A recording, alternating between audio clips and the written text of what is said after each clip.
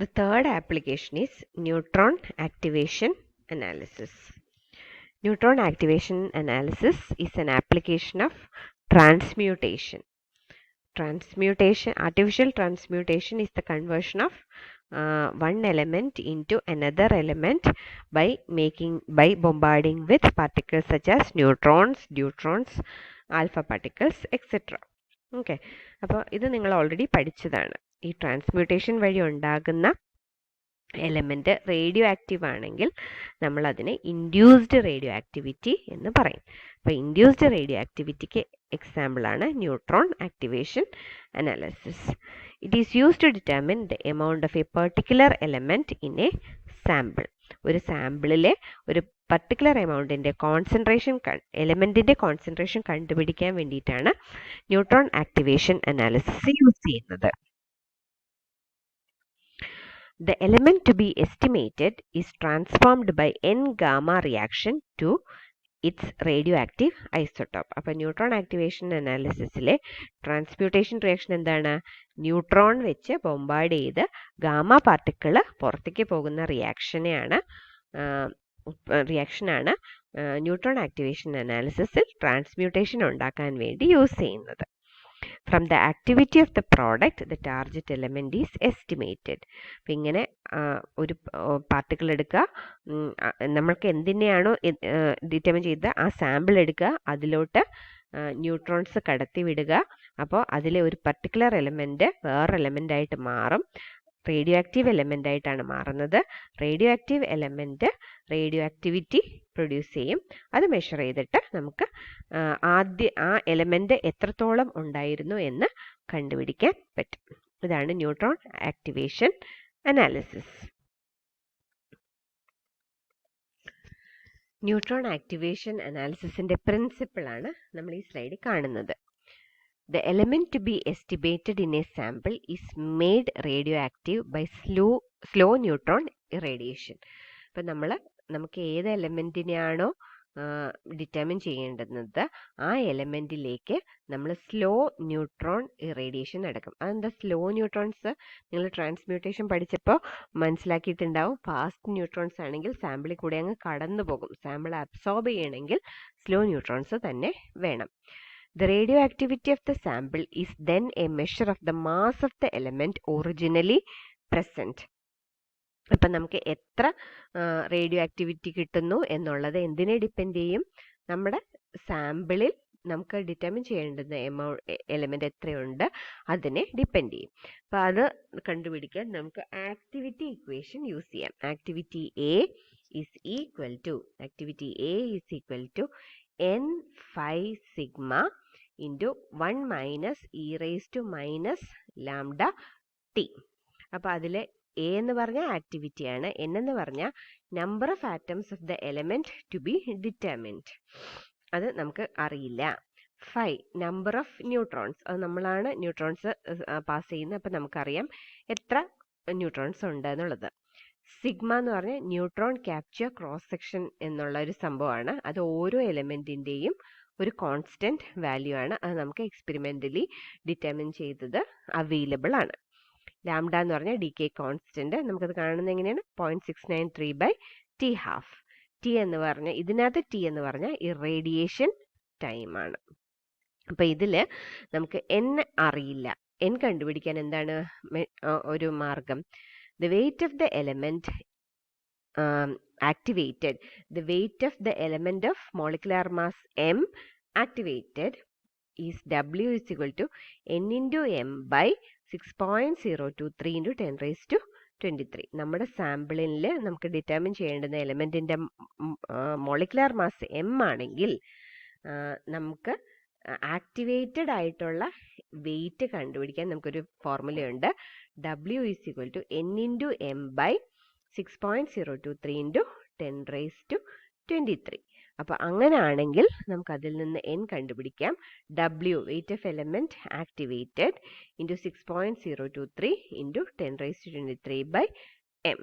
Okay, അപ്പോൾ അത് നമുക്ക് ഇക്വേഷനിൽ സബ്സ്റ്റിറ്റ്യൂട്ട് ചെയ്താൽ we get A is equal to W into 6.023 into 10 raised to 23 by m into 5 sigma into 1 minus E raise to minus lambda T. അപ്പോൾ ഇതിൽ നമുക്ക് activity measure ചെയ്യാൻ പറ്റും. മോളിക്കുലാർ മാസ് നമുക്ക് അറിയാം. ഫൈ എന്ന് പറഞ്ഞാൽ നമ്പർ ഓഫ് ന്യൂട്രോൺസ് ആണ്, നമുക്കറിയാം. Sigma neutron capture cross section constant ആണ്, ലാംഡ കോൺസ്റ്റന്റ് ആണ്, ഇറേഡിയേഷൻ ടൈം നമ്മൾ കൊടുക്കുന്നതാണ്, നമുക്കറിയാം. ഇതെല്ലാം അറിയാം. ഇതിനകത്ത് അറിയാത്ത ഒരൊറ്റ സാധനമേ ഉള്ളൂ, W, the weight of element activated. അപ്പം നമുക്ക് ഡബ്ല്യു കണ്ടുപിടിക്കാം. അപ്പം ഇങ്ങനെയാണ് നമ്മൾ എസ്റ്റിമേഷൻ ചെയ്യുന്നത്. ഡബ്ല്യു കണ്ടുപിടിക്കുന്നതിനെയാണ് നമ്മൾ എസ്റ്റിമേഷൻ എന്ന് പറയുന്നത്. അപ്പം ഇതിൻ്റെ ഇത്രയും കോംപ്ലിക്കേറ്റഡ് ഇക്വേഷൻ യൂസ് ചെയ്തിട്ടല്ല നമ്മൾ ഈ ന്യൂട്രോൺ ആക്ടിവേഷൻ അനാലിസിസ് ചെയ്യുന്നത്. ഇതിൻ്റെ പ്രൊസീജിയർ ഇങ്ങനെയാണ്.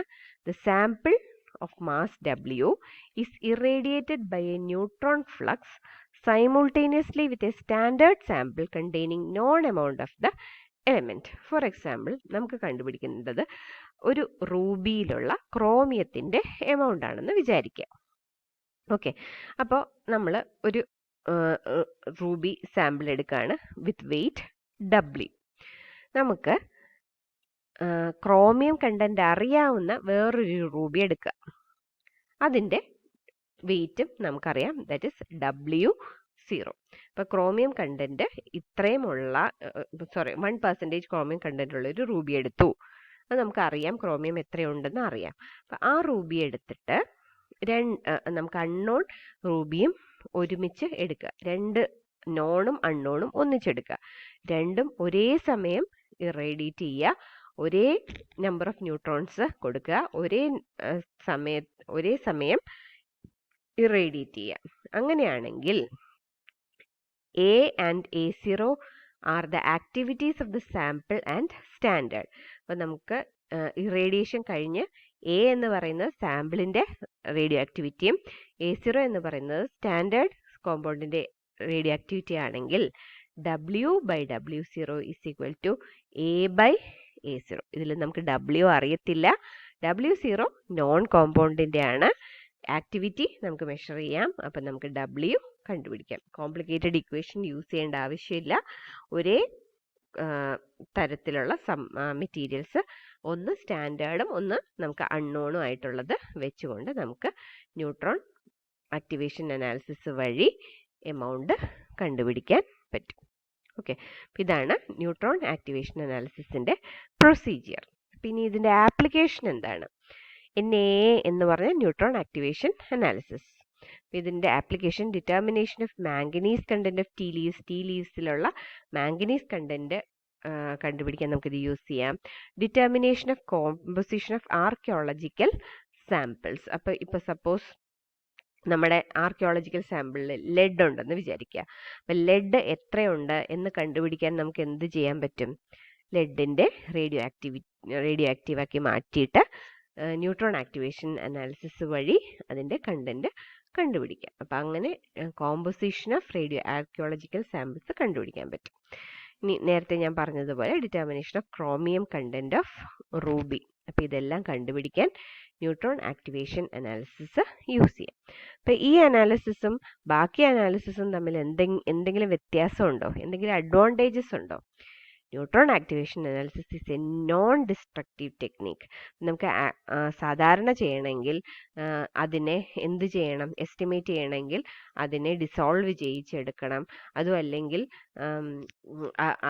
അതിനെ പൊടിച്ചിട്ട് വേണം നമുക്ക് അത് എലമെൻ്റൽ അനാലിസിസ് ചെയ്യാനായിട്ട്. പക്ഷെ ന്യൂട്രോൺ ആക്ടിവേഷൻ അനാലിസിസ് നമ്മളൊന്നും ചെയ്യുന്നില്ല, വെറുതെ ന്യൂട്രോൺസ് പാസ് ചെയ്യുന്നു. അപ്പോൾ അത് റേഡിയോ ആക്റ്റീവായിട്ട് മാറുന്നു. റേഡിയോ ആക്റ്റീവായി മാറുന്നു എന്ന് മാത്രമേ വ്യത്യാസമുള്ളൂ. അതല്ലാതെ അത് ആ സാമ്പിളിന് ഒരു വ്യത്യാസവും വരുന്നില്ല. അതുകൊണ്ട് ഇതിനെ നോൺ ഡിസ്ട്രക്റ്റീവ് ടെക്നിക്ക് എന്ന് പറയാം. And it is highly sensitive. ഭയങ്കര സെൻസിറ്റീവാണ്. നമുക്ക് ആക്യുറേറ്റ് റിസൾട്ട്സ് കിട്ടും. Even trace amounts of sample can be determined. വളരെ കുറച്ച് എമൗണ്ട് ഉള്ളത് പോലും ഈ ടെക്നിക്ക് വഴി നമുക്ക് ഡിറ്റർമിൻ ചെയ്യാൻ പറ്റും. ഇനി ഇതിന് കുറച്ച് ലിമിറ്റേഷൻസ് ഉണ്ട്. വെരി ലോ ഹാഫ് ലൈഫ്സ് ഉള്ള എലമെൻസിനെ നമുക്ക് ഡിറ്റർമിൻ ചെയ്യാൻ ഇത് യൂസ് ചെയ്യാൻ പറ്റില്ല. For example aluminium, magnesium, titanium, tungsten, lithium, boron, ഇങ്ങനെയുള്ള എലമെൻസിനെ ഒന്നും നമുക്ക് ഡിറ്റർമിൻ ചെയ്യാൻ ന്യൂട്രോൺ ആക്ടിവേഷൻ അനാലിസിസ് യൂസ് ചെയ്യാൻ പറ്റില്ല. The sample must not have a high neutron absorption during irradiation. അപ്പോൾ സാമ്പിളിന് ന്യൂട്രോൺ അബ്സോർബ് ചെയ്യുന്ന കഴിവ് ഉണ്ടാവാൻ, ഭയങ്കരമായിട്ട് ന്യൂട്രോൺ അബ്സോർബ് ചെയ്യുന്ന കഴിവ് ഉണ്ടാവാൻ പാടില്ല. കാഡ്മിയം നമുക്ക് യൂസ് ചെയ്യാൻ പറ്റില്ല, ബിക്കോസ് കാഡ്മിയം ഒരുപാട് ന്യൂട്രോൺസിനെ അബ്സോർബ് ചെയ്യും. കാഡ്മിയം റോഡ്സ് നമ്മുടെ ഈ ന്യൂക്ലിയർ റിയാക്ടേഴ്സിൽ ന്യൂട്രോൺസിനെ സ്ലോ ഡൗൺ ചെയ്യാൻ തന്നെ യൂസ് ചെയ്യുന്ന സാധനമാണ്. അപ്പോൾ ഹൈ ന്യൂട്രോൺ അബ്സോർപ്ഷനുള്ള സാധനമാണ്. അങ്ങനെയുള്ള സാധനങ്ങളെയും നമുക്ക് ഈ മെത്തേഡ് വഴി ഡിറ്റർമിൻ ചെയ്യാൻ പറ്റില്ല. പക്ഷെ മൊത്തത്തിൽ നല്ല ആപ്ലിക്കേഷനുള്ള വളരെ സിമ്പിളായിട്ടുള്ള ഒരു ടെക്നിക്കാണ് ന്യൂട്രോൺ ആക്ടിവേഷൻ അനാലിസിസ്.